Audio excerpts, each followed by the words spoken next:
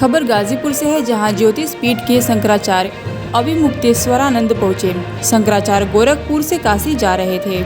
इस दौरान शहर के लंका इलाके में उनका भव्य स्वागत किया गया।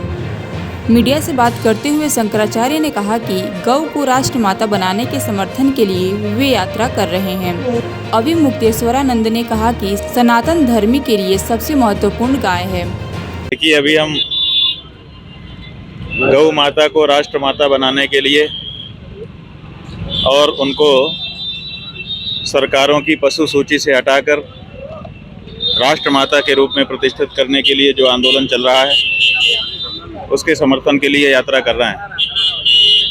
गोरक्षपुर गायों की रक्षा के लिए कोई केंद्र किसी समय का था। वहाँ जा कर के वहाँ पर गोरक्ष पीठ में गोरखनाथ जी महाराज से गौ रक्षा के लिए बल प्राप्त करके अब हम काशी के लिए प्रस्थान कर रहे हैं। इसी क्रम में अभी गाजीपुर के लंका में आना हुआ। गोरक्ष पीठ से ही इस वक्त प्रदेश के मुख्यमंत्री हैं और इसमें उनका कुछ आश्वासन, कुछ सहयोग मिल रहा है महाराज। देखिए, जो भी सनातन धर्मी है, हिंदू है, उसके लिए अगर धार्मिक दृष्टि से कुछ भी महत्वपूर्ण है तो सबसे महत्वपूर्ण गाय है। जो भी सनातन धर्मी होगा, हिंदू होगा, वो गाय के बारे में नहीं खड़ा होगा, ऐसा हम सोच भी नहीं सकते। हाँ, बात हुई कुछ उनसे, आश्वासन नहीं, मिला? उनसे हमारी मुलाकात नहीं हुई। हम तो गोरक्ष पीठ गए थे। गोरखनाथ जी महाराज से हमारी मुलाकात हुई, उनका दर्शन हुआ, उनका पूजन किया, उनसे बल प्राप्त हुआ। वही मूल है। ज्ञानवापी पे आपने एक आंदोलन किया था महाराज, उसके लिए क्या योजना है आगामी? वो हमारा मुकदमा न्यायालय में लंबित है। हम चाहते हैं कि जल्दी से जल्दी उसकी सुनवाई हो और वहाँ पर भगवान की पूजा अर्चना शुरू हो।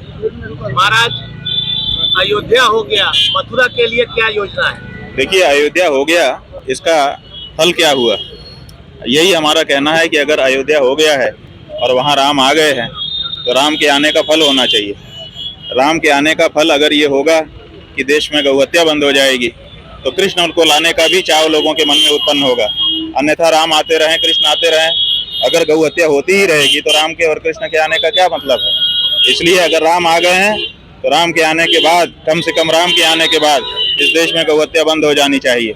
अगर गौहत्या बंद हो जाएगी तो हमारा जो पराक्रम है, बल है, आत्मबल है, वो बढ़ेगा और कृष्ण भी आएंगे, शिव भी आएंगे, सब आएंगे। लेकिन राम के आने का फल अभी तक नहीं मिला, वो मिलना चाहिए। क्या लगता है, राम मंदिर बन गया लेकिन राम आए कि नहीं? देखिए, गौहत्या बंद हो तो हम समझें कि दैवी शक्तियों का जागरण हो रहा है। उसके पहले तो हम ये कल्पना नहीं कर सकते। ऐसे में आम जनमानस से क्या आप ये करेंगे? आम जनमानस से हम ये कहना चाहेंगे कि हिंदू वो है जो किसी भी कार्य को करने के पहले इस बात का विचार करता है कि जो कार्य हम करने जा रहे हैं उससे पाप होगा कि पुण्य होगा। तो आप वोट देने वाले हो, क्योंकि लोकसभा का चुनाव अभी आने वाला है। आप अपना वोट का प्रयोग करेंगे, मताधिकार का प्रयोग करेंगे, मतदान करेंगे। ये विचार कर लीजिए कि आपके दिए गए वोट से जो सरकार बनती है, अगर वो गौहत्या करती है तो आपको भी गौहत्या का पाप लगेगा, क्योंकि गौ हत्यारे का समर्थन करने वाले को भी गौहत्या का पाप लगता है। इसलिए इस बार का मताधिकार का प्रयोग अगर सच्चा हिंदू है तो उसको इस विचार के साथ करना है कि हम उसी पार्टी को, उसी कैंडिडेट को वोट देंगे जो चुनाव के पहले शपथ पूर्वक घोषणा कर दे कि अगर मैं जीत करके संसद में गया तो मेरा पहला काम होगा गौ माता को राष्ट्र माता बनाने का और गौ हत्या को अपराध घोषित कराने का। उसको तो वोट देने से गौ रक्षा का पुण्य मिलेगा। और अगर ऐसा न कह पाने वाले दल को या व्यक्ति को अगर वोट दिया हिंदू ने तो उसको गौ हत्या का पाप लगेगा।